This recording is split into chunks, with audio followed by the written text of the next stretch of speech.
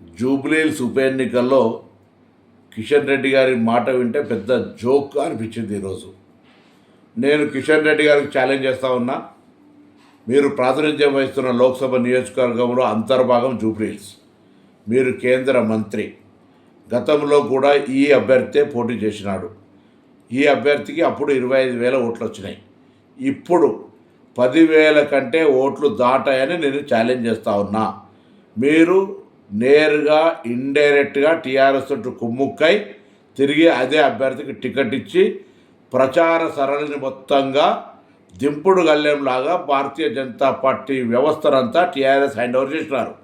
మీ ఎన్నికల్లో వాళ్ళ మద్దతు తీసుకున్న దానికి తిరిగి గురుభక్తిగా ఈ ఉప ఎన్నికలో టీఆర్ఎస్కు లోపాయకారిగా మద్దతు చేస్తున్నారనేటువంటి మాట యావత్ జూబ్లీహిల్స్ నియోజకవర్గ ప్రజల చర్చ. 11 నాడు జరిగే ఎన్నికల్లో మీ అభ్యర్థికి 10,000 లోపు ఓట్లు వస్తాయి. ఛాలెంజ్ చేయదలుచుకున్నారా కిషన్ రెడ్డి గారు అని అడుగుతా ఉన్నాం.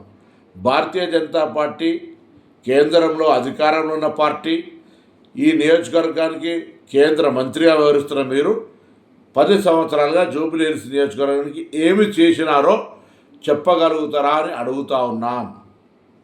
జూబ్లీహిల్స్ గురించి కనీస శ్రద్ధ లేని, పట్టించుకొని మీరు ఈ ఉప ఎన్నికల్లో ప్రగల్భాలు పలుకుతూ గెలుస్తుందనడం అంటే ప్రజలు నవ్వుకుంటున్నారు మీ తీరు పట్ల.